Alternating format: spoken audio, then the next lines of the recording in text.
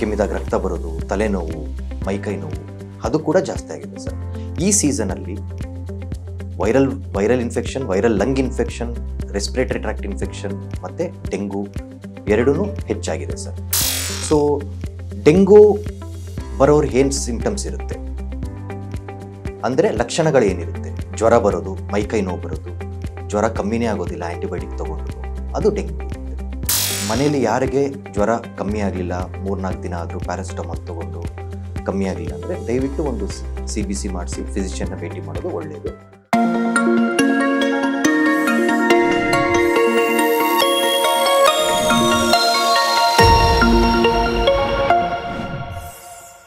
Dengue ಹೆಚ್ಚಾಗಿದೆ ನಿಜ.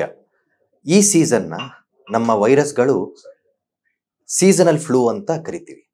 ಇದು ವೈರಲ್ ಸೀಸನ್, ಸಿಕ್ಕಾಪಟ್ಟೆ ವೈರಲ್ ಕೇಸಸ್ H1N1, H3N2 ಮತ್ತು ಕಾಮನ್ ಫ್ಲೂ ಅದೆಲ್ಲ ಜಾಸ್ತಿ ಆಗಿದೆ ಸರ್. ನಾವು ಡೆಂಗು ಒಂದೇ ನೋಡ್ತಾ ಇದ್ದೀವಿ, ಬಟ್ ನಮ್ಮ OPDs ಕ್ಲಿನಿಕ್ಗೆ ಬರ್ತಿರೋ ಪೇಷಂಟ್ಸ್ ಜಾಸ್ತಿ ಕೆಮ್ಮು, ನೆಗಡಿ, ಕಫ, ಉಸಿರಾಟ ತೊಂದರೆ, ಕೆಮ್ಮಿದಾಗ ರಕ್ತ ಬರೋದು, ತಲೆನೋವು, ಮೈಕೈ ನೋವು ಅದು ಕೂಡ ಜಾಸ್ತಿ ಆಗಿದೆ ಸರ್. ಈ ಸೀಸನಲ್ಲಿ viral infection, viral lung infection, respiratory tract infection ಮತ್ತು ಡೆಂಗು ಎರಡೂ ಹೆಚ್ಚಾಗಿದೆ ಸರ್. ಸೊ ಡೆಂಗು ಬರೋರು ಏನು ಸಿಂಪ್ಟಮ್ಸ್ ಇರುತ್ತೆ ಅಂದರೆ ಲಕ್ಷಣಗಳೇನಿರುತ್ತೆ, ಜ್ವರ ಬರೋದು, ಮೈಕೈ ನೋವು ಬರೋದು, ಜ್ವರ ಕಮ್ಮಿನೇ ಆಗೋದಿಲ್ಲ ಆ್ಯಂಟಿಬಯೋಟಿಕ್ ತೊಗೊಂಡ್ರು, ಅದು ಡೆಂಗು ಇರುತ್ತೆ. ಸೊ ಅಂಥವರು ಮನೇಲಿ ಯಾರಿಗೆ ಜ್ವರ ಕಮ್ಮಿ ಆಗಲಿಲ್ಲ 3-4 ದಿನ ಆದರೂ ಪ್ಯಾರಾಸಿಟಮಾಲ್ ತೊಗೊಂಡು ಕಮ್ಮಿ ಆಗಲಿಲ್ಲ ಅಂದರೆ ದಯವಿಟ್ಟು ಒಂದು CBC ಮಾಡಿಸಿ ಫಿಸಿಷಿಯನ್ನ ಭೇಟಿ ಮಾಡೋದು ಒಳ್ಳೆಯದು.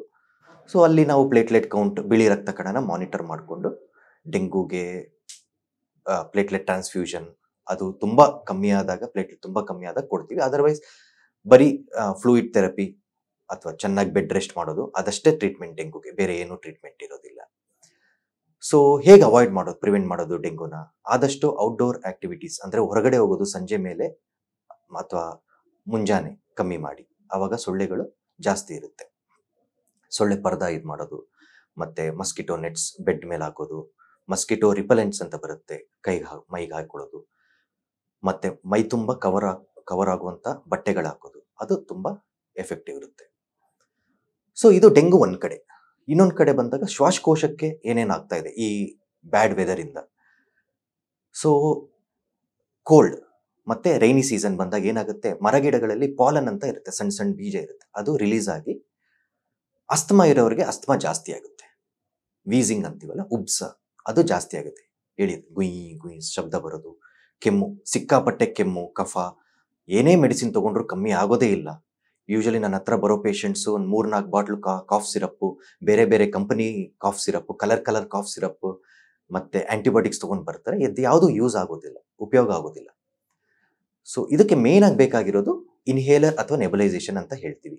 ಸೊ ಅದು ತೊಗೊಂಡಾಗ್ಲೇ ಅಸ್ತಮಾ ಅಥವಾ COPD, ಸ್ಮೋಕಿಂಗಿಂದ ಬರೋ ಕೆಮ್ಮು, ಅದು ಕಮ್ಮಿ ಆಗೋದು. ಎರಡನೇದು ವೈರಲ್ ಇನ್ಫೆಕ್ಷನ್, H1N1 ಅಥವಾ H3N2 ವೈರಲ್ ಇನ್ಫೆಕ್ಷನ್. ಯಾರು ಟೆಸ್ಟ್ ಮಾಡೋದಿಲ್ಲ ಈಗ. ಯೂಶಲಿ ಹೇಗೆ ಬರುತ್ತೆ ಅಂದರೆ, ಮೊದಲು ಜ್ವರ ಬರುತ್ತೆ, ಮೂಗು ಕಟ್ಟುತ್ತೆ, ಮೂಗು ಸ್ವಲ್ಪ ಸುರಿಯುತ್ತೆ, ಗಂಟಲು ನೋವು, ವಾಯ್ಸ್ ಚೇಂಜ್ ಆಗೋದು, ಇದನ್ನ ನಾವು ಅಪ್ಪರ್ ರೆಸ್ಪಿರೇಟರಿ ಟ್ರ್ಯಾಕ್ಟ್ ಇನ್ಫೆಕ್ಷನ್ ಅಂತ ಕರಿತೀವಿ. ಇದು ಕಾಮನ್ ಫ್ಲೂ ಇರ್ಬೋದು ಅಥವಾ ಇನ್ಫ್ಲುಯೆನ್ಸಾ A ಇರ್ಬೋದು, ಯಾವುದ್ರಲ್ಲಾದ್ರೂ ಇರ್ಬೋದು. ಕೆಲವರಿಗೆ ಇದು ಮೈಲ್ಡ್ ಆಗಿರುತ್ತೆ, ಹಾಗೆ ಹೋಗ್ಬಿಡುತ್ತೆ. ಇದಕ್ಕೆ ಯಾವುದೇ ಥರ ಆ್ಯಂಟಿಬಯೋಟಿಕ್ ಏನು ಬೇಕಾಗಿಲ್ಲ. ಚೆನ್ನಾಗಿ ಪ್ಯಾರಾಸಿಟಮಾಲ್ ಮತ್ತು 2-3 ಸತಿ ದಿನಕ್ಕೆ ತೊಗೊಂಡು ಹೆಚ್ಚಾಗಿ ನೀರು ಮತ್ತು ಫ್ರೂಟ್ ಜ್ಯೂಸಸ್ ತೊಗೊಂಡ್ರೆ, ರೆಸ್ಟ್ ಮತ್ತು ಹೈಡ್ರೇಷನ್ ವೆರಿ ಇಂಪಾರ್ಟೆಂಟ್ ತೊಗೊಂಡ್ರೆ ಅದಾಗಿ ಹೋಗ್ಬಿಡುತ್ತೆ. ಕೆಲವ್ರಿಗೆ ಏನಾಗುತ್ತೆ, ಈ ಇನ್ಫೆಕ್ಷನ್ ಕೆಳಗಡೆ ಹೋಗುತ್ತೆ, ಅದನ್ನು ನಾವು ಲೋವರ್ ರೆಸ್ಪಿರೇಟರಿ ಟ್ರ್ಯಾಕ್ಟ್ ಇನ್ಫೆಕ್ಷನ್ ಅಂತ ಕರಿತೀವಿ. ಸೊ ಕೋಲ್ಡು ಅದೆಲ್ಲ ಕಫ ಕೆಳಗಡೆ ಹೋಗುತ್ತೆ, ಆವಾಗ ಸಿಕ್ಕಾಪಟ್ಟೆ ಕೆಮ್ಮು, ಕಫ, ಕೆಮ್ಮಿದಾಗ ರಕ್ತ ಬರೋದು, ಪಕ್ಕ ಎಲ್ಲ ನೋವು ಬರೋದು, ಕೆಮ್ಮಿ, ತಲೆನೋವು, ಮೈಕೈ ನೋವು, ಜಾಯಿಂಟ್ ಪೇಯ್ನ್, ಜ್ವರ ಕಮ್ಮಿನೇ ಆಗೋದಿಲ್ಲ. ಅಂಥವಾಗ ಡಾಕ್ಟರ್ ನೋಡೋದು ಒಳ್ಳೆಯದು. ಸೊ ಎಲ್ರೂ ಆ್ಯಂಟಿಬಯೋಟಿಕ್ ತೊಗೊಳಕ್ಕೆ ಸ್ಟಾರ್ಟ್ ಮಾಡ್ತಾರೆ. ಸಿಂಪಲ್ ಫೀವರ್ ಮತ್ತು ಕೋಲ್ಡ್, ಕೆಮ್ಮು ಬಂದ ತಕ್ಷಣ ಆ್ಯಂಟಿಬಯೋಟಿಕ್ ಉಪಯೋಗ ಆಗೋದಿಲ್ಲ. ಫಸ್ಟ್ 5 days ಆ್ಯಂಟಿಬಯೋಟಿಕ್ ಉಪಯೋಗ ಆಗೋದಿಲ್ಲ. ಫಸ್ಟ್ 48 hours ಒಳಗಡೆ ಆ್ಯಂಟಿ ಫ್ಲೂ ತೊಗೋಬೇಕು, ಆ್ಯಂಟಿ ವೈರಲ್ ತೊಗೊಳ್ಬೇಕು, ಒಸೆಲ್ಟಮವಿರ್ ಅಂತ ಕರಿತೀವಿ. ಟ್ಯಾಮಿ ಫ್ಲೂ ಯಾವಾಗ H1N1 ಪ್ಯಾಂಡಮಿಕ್ ಬಂದಿತ್ತು 2009 ಅವಾಗಿಂದ ಇದು ಬಳಕೆ ಆಗಕ್ಕೆ ಸ್ಟಾರ್ಟ್ ಆಗಿದೆ. ಸೊ ಯಾವಾಗಲೇ ವೈರಲ್ ಇನ್ಫೆಕ್ಷನ್ ಬಂದಿದ ತಕ್ಷಣ, ಇದೆಲ್ಲ ಸಿಂಪ್ಟಮ್ಸ್ ಇದ್ದ ತಕ್ಷಣ ಈ ಆಂಟಿ ಫ್ಲೂ ತಗೊಂಡ್ರೆ ಸಿಂಪ್ಟಮ್ಸ್ ಡ್ಯೂರೇಷನ್ ಸ್ವಲ್ಪ ಕಮ್ಮಿ ಆಗುತ್ತೆ. 1 ವಾರ 2 ವಾರ ತಲುಪೋದು ಸಿಂಪ್ಟಮ್ಸ್ ಇವ್ರಿಗೆ ಸ್ವಲ್ಪ ಬೇಗನೆ ಕಮ್ಮಿ ಆಗುತ್ತೆ, ಮತ್ತೆ ಸಿವಿಯರಿಟಿ ಕೂಡ ಸ್ವಲ್ಪ ಕಮ್ಮಿ ಆಗುತ್ತೆ. ಈ ಮೆಡಿಸಿನ್ ಯಾರು ಬೇಕೋ ತಗೋಬಹುದು. ಪ್ರೆಗ್ನೆಂಟ್ ತಗೋಬಹುದು, ಬ್ರೆಸ್ಟ್ ಫೀಡಿಂಗ್ ತಗೋಬಹುದು, heart failure, liver failure, kidney failure, stroke ಎಲ್ಲ ಥರ ಪೇಷಂಟ್ಸು ತಗೋಬಹುದು, ಶುಗರ್ ಪೇಷಂಟ್ಸ್ ಈ ಮೆಡಿಸಿನ್. ಸೊ ಇದು ತಗೊಂಡ ಮೇಲೆ ಜ್ವರ ಕಮ್ಮಿ ಆದರೆ ಏನು ಡಾಕ್ಟರ್ ನೋಡೋ ಅವಶ್ಯಕತೆ ಇರೋದಿಲ್ಲ. ಒಂದು ವೇಳೆ ಜ್ವರ 5 ದಿನ ಆಯಿತು, 6 ದಿನ ಆಯಿತು, ಜ್ವರ ಕಮ್ಮಿನೇ ಆಗ್ತಾ ಇಲ್ಲ, ಕೆಮ್ಮಿದಾಗ ಹಳದಿ ಬಣ್ಣ ಅಥವಾ ಹಸಿರು ಬಣ್ಣ ಕಫ ಬರ್ತಾ ಇದೆ, ರಕ್ತ ಬರ್ತಾ ಇದೆ, ಅಂಥ ಸಮಯದಲ್ಲಿ ಡಾಕ್ಟರ್ ನೋಡೋದು ಒಳ್ಳೆಯದು. ಯಾಕಂದ್ರೆ ಅವಾಗ ಸೆಕೆಂಡರಿ ಬ್ಯಾಕ್ಟೀರಿಯಲ್ ಇನ್ಫೆಕ್ಷನ್ ಆಗಿರುತ್ತೆ. ಒಂದು ಎಕ್ಸ್ರೇ CBC CRP ಅಂತ ಮಾಡಿಸ್ತೀವಿ, ಏನಾದ್ರು ನಿಮೋನಿಯಾ ಥರ ಆಗಿದೆಯಾ ನೋಡಿ, ಅವಾಗ ಅವರಿಗೆ ಆಂಟಿಬಯೋಟಿಕ್ ಬೇಕಾಗಬಹುದು. ಸೊ ಇದನ್ನ ಡಾಕ್ಟರ್ನ ಕನ್ಸಲ್ಟ್ ಮಾಡಿನೇ ತಗೊಳ್ಳೋದು ಒಳ್ಳೆಯದು. H3N2 ವೈರಲ್ ಇನ್ಫೆಕ್ಷನ್ H1N1ಗಿಂತ ಸ್ವಲ್ಪ ಸಿವಿಯರಿಟಿ ಜಾಸ್ತಿ ಇರುತ್ತೆ. ಗಂಟಲು ನೋವು ಸ್ವಲ್ಪ ಜಾಸ್ತಿ ಇರುತ್ತೆ, ವಾಯ್ಸ್ ನಿಂತೋಗುತ್ತೆ, ಮತ್ತೆ ನಿಮೋನಿಯಾ ಚಾನ್ಸಸ್ ಕೂಡ ಜಾಸ್ತಿ ಇರುತ್ತೆ. ಇದೆರಡಕ್ಕೂ ಆಂಟಿಫ್ಲೂ ವೈರಸ್ ಮಾತ್ರೆ ತುಂಬ ಉತ್ತಮವಾಗಿ ವರ್ಕ್ ಆಗುತ್ತೆ. ಅದು ಬಿಟ್ಟು ಕಾಯ್ದಾರಿಸಿದ ನೀರು ಮತ್ತೆ ರೆಸ್ಟ್, ಪ್ಯಾರಾಸಿಟಮಾಲ್ ಮೈ ಕೈ ನೋವಿಗೆ ತಗೊಂಡ್ರೆ ತುಂಬ ಹೆಲ್ಪ್ ಆಗುತ್ತೆ. ಮತ್ತೆ ಸರ್ ಆ ಹಣ್ಣು ತಿನ್ಬೋದಾ, ಈ ಹಣ್ಣು ತಿನ್ಬೋದಾ, ಅದು ಕುಡಿಬೋದಾ, ಇದು ಕುಡಿಬೋದಾ ಅಂತ ಸುಮಾರು ಪ್ರಶ್ನೆಗಳು ಕೇಳ್ತಾರೆ. But over all viral infection ಅಥವಾ ಡೆಂಗೂಗೆ ಎಲ್ಲ ಥರ ಫ್ರೂಟ್ಸ್ ಮತ್ತೆ ಹೈಡ್ರೇಷನ್ ಉತ್ತಮನೇ. ಅದಕ್ಕೆ ರಿಸ್ಟ್ರಿಕ್ಷನ್ ಅಂತ ಯಾವುದೂ ಇರೋದಿಲ್ಲ. ಎಲ್ಲ ಥರ ಹಣ್ಣು, ವೆಜಿಟೇಬಲ್ಸ್, ಫ್ರೂಟ್ಸ್ ಮತ್ತೆ ನೀರು, ರೆಸ್ಟ್, ಇದು ವೆರಿ ಇಂಪಾರ್ಟೆಂಟ್. ಸೊ ಈ ವೈರಲ್ ಇನ್ಫೆಕ್ಷನ್ನ ಸಿವಿಯರಿಟಿನ ಕಮ್ಮಿ ಮಾಡೋದು ಹೇಗೆ? ಪ್ರತಿ ವರ್ಷ ಈ ಸೀಸನಲ್ಲಿ ಫ್ಲೂ ವ್ಯಾಕ್ಸಿನ್ ಹಾಕ್ಸ್ಕೊಳ್ಳೋದು ತುಂಬ ಒಳ್ಳೆಯದು. ಇದನ್ನ ಇನ್ಫ್ಲೂಯೆನ್ಸಾ ವ್ಯಾಕ್ಸಿನ್ ಅಂತ ಕರಿತೀವಿ. ಈ ಫ್ಲೂ ವ್ಯಾಕ್ಸಿನೇಷನ್ ಹೆಚ್ಚೇನಿಲ್ಲ, ಒಂದು 2300 2200 ಕಾಸ್ಟ್ ಆಗುತ್ತೆ.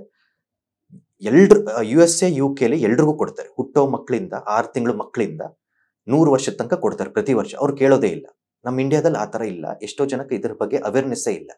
ಈ ವ್ಯಾಕ್ಸಿನು ಸುಮಾರು 80% ವೈರಸ್ಸಿಂದ ಬರೋ ನಿಮೋನಿಯಾಗಳನ್ನ ತಡೆಗಟ್ಟುತ್ತೆ.